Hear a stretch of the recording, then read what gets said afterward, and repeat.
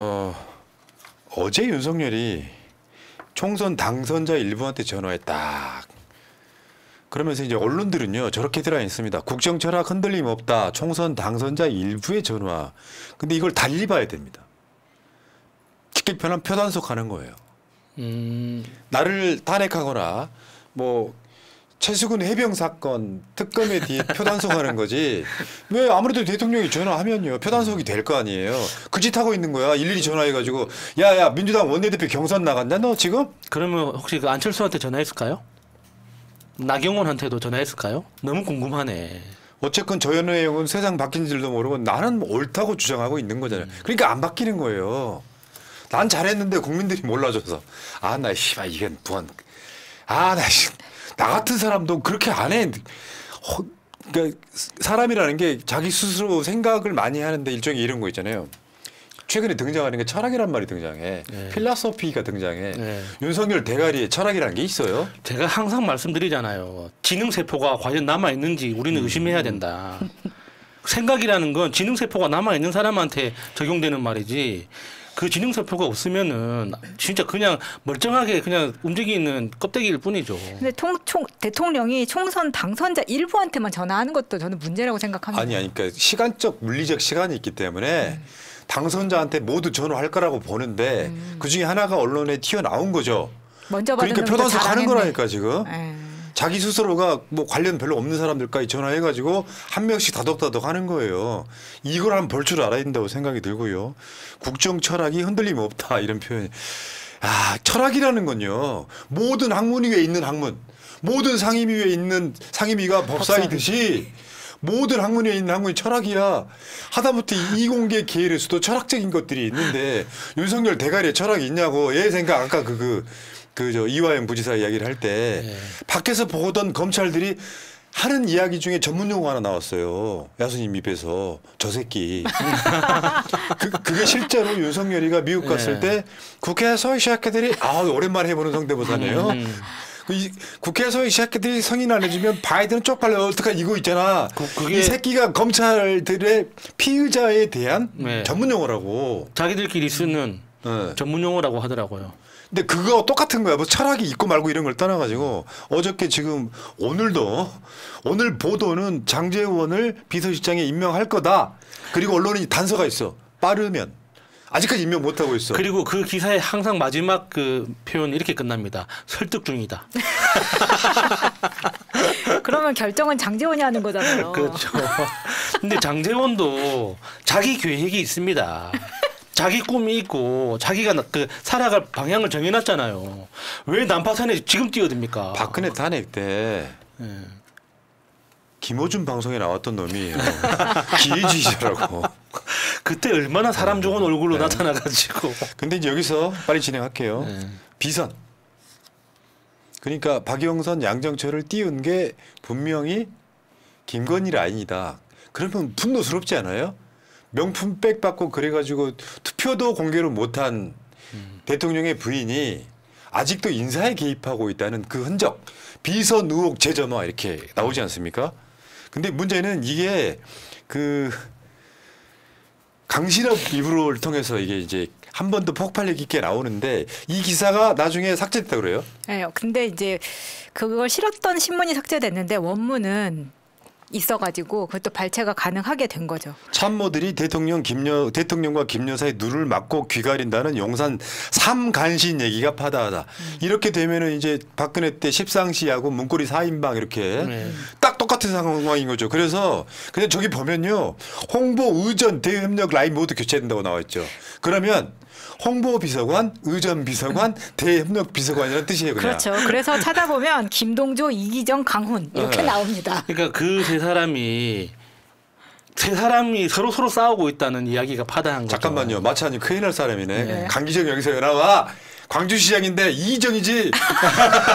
제가 강기정이라고 했나요? 강기정. 강기정, 강훈. 이기정, 강훈.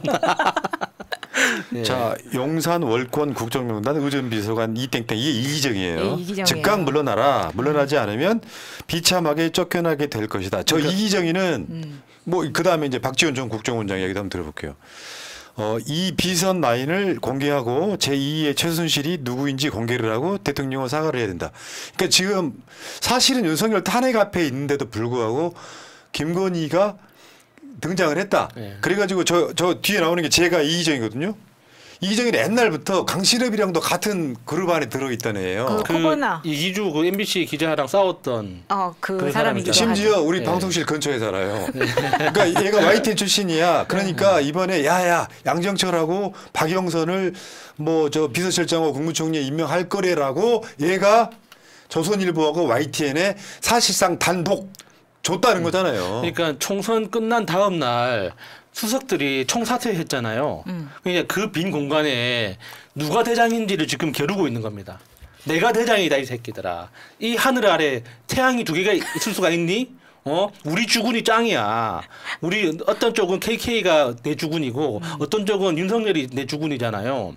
그러니까 한 하늘 아래 두 개의 태양을 이룰 수가 없다. 내가 짱이라는 걸 보여주마 하면서 싸우다 보니까 이런 논란이 불거지는 거죠. 아니 저 보도에 여러분 이기정 검색하시면요 기사 중에 어떤 게 있냐면 김건희 여사 라인으로 분류된다라는 기사가 있어요. 아니 씨발 세상에 어떤 인사가 대통령 부인의 라인이라는 게 있냐고 대통령실이.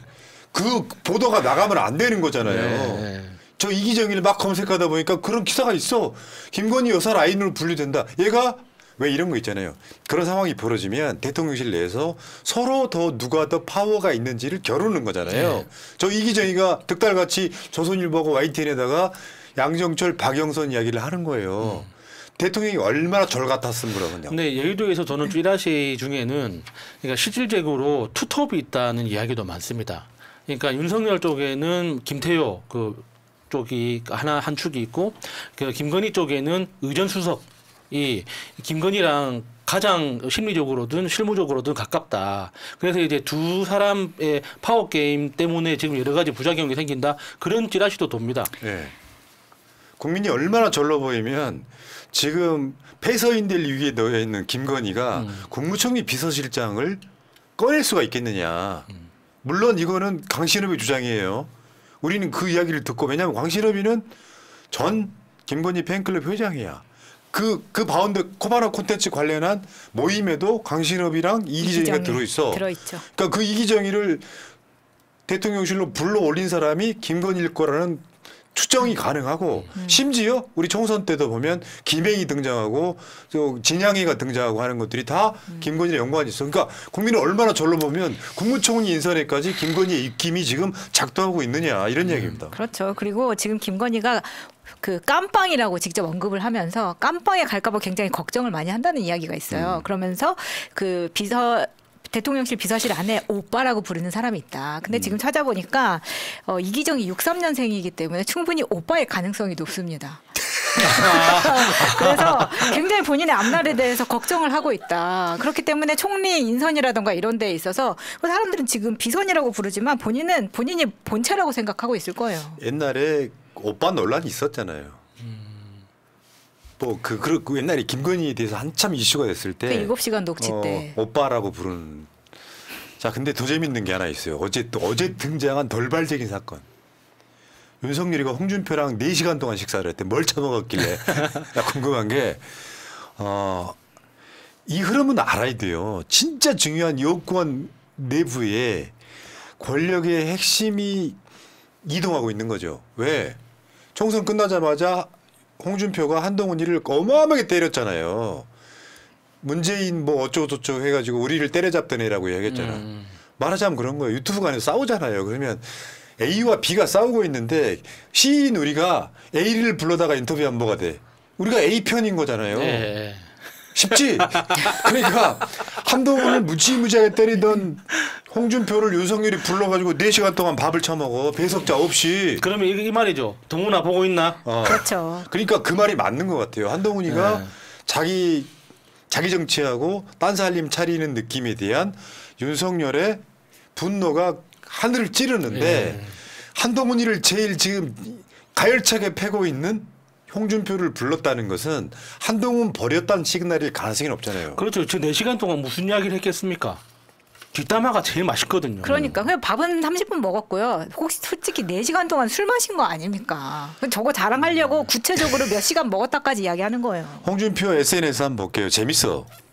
참 소설도 잘 쓰고 있네요. 한동훈 전 위원장은 윤석열 정권 황태자 행태로 윤 대통령 극렬 지지 세력 중 일부가 지지한 윤 대통령의 그림자였지 독립 변수가 아니었습니다. 황태자가 그것도 모르고 자기 주군에게 대들다가 폐쇄자가 되었을 뿐이고 당 내외 독자 세력은 전혀 없습니다. 예. 이게 보면 홍준표는 참 옛날 사람이긴 해. 막 폐서자 이렇게 나오고 있는데 사실은 저게 이걸로 한동훈의 정치생명은 사실상 끝난 거예요. 네. 확실하게 정집으로 찍었어. 근데 저 메시지를 한동훈이 알아들어야지. 그게 만약에 아니라면은 한동훈이 다시 한번 마지막 도발을 할 가능성을 우리는 지켜봐야죠. 예. 그러니까 오늘 아침까지 그 총선 끝나고 나서 윤석열이 한동훈과 아직 전화 한 통 안 했다는 겁니다. 완전히 갈라섰다고 봐야죠. 그러니까요. 한동훈은 지금 그러면 진짜 유학 가야 되겠는데. 그게 윤석열 탄핵된 뒤에 들어올 수 있겠는데. 여행 다니는 거 위험할 것 같은데요. 왠지 마티즈에서 발견될 것 같은. 걱정된다 진짜. 동훈아. 그러니까 막 이쪽에서는 정말 비호감이고 저쪽에서도 비호감 됐잖아요. 그러면 얘는 뭐예요? 지금 법무부 장관 차라리 검찰에 계속 남아 있었으면은 검사라도 하고 있지. 그러니까 그 윤석열 입장에서는 여러 가지 정책적으로도 화가 났겠지만 내 소중히 이원모 뺨을 때리고 다녔잖아요. 그 얼마나 화가 났겠습니까?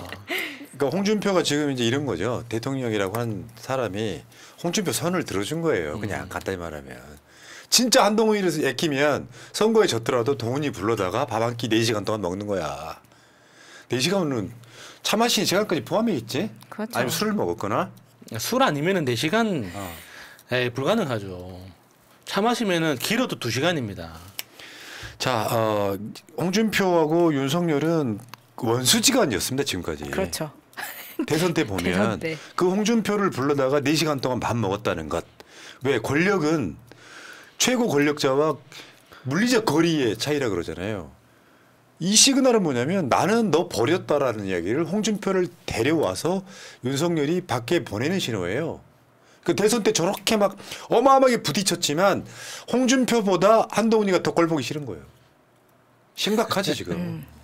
왜냐하면 정말 믿었던 한동훈이었기 때문에 그 배신감과 분노가 더 클 겁니다. 맞습니다. 배경음악이 생각나네요. 여기까지가 끝인가 보. 그러니까 참 안 됐다 진짜. 나는 내가 성선설을 주장하는 사람이라 예. 아무리 악마도요. 어쩔 때는 측은지심이 들어. 여러분들 학교 다닐 때 철학 시간에 배우잖아. 수호지심, 측은지심 이런 거 있잖아. 측은지심이 들어. 성악설 입장에서는 이해가 안 됩니다. 어쨌든 폐서자 되게 웃긴다. 이게 조선시대로 돌아간 느낌 아니에요? 비선이 등장하고 막. 십상시 아까 그 세 명이 누구였다 그랬지? 세 간신. 강훈, 이기정, 김동조. 그리고 문고리 4인방. 문고리 4인방은 나중에 이제 한 명이 선거 유세 때 이제 사고로 이제 사망함으로써 문고리 3인방이 됐는데 댓글창에 아까 올라오길래 문고리 3인방이라고 우기시는 거야. 자 여기까지. 네. 여기까지 비선과 폐쇄자의 이야기였습니다. KJG님 고맙습니다. 석열아 장제원이는 너의 탄핵 촛불에 나올 듯하다.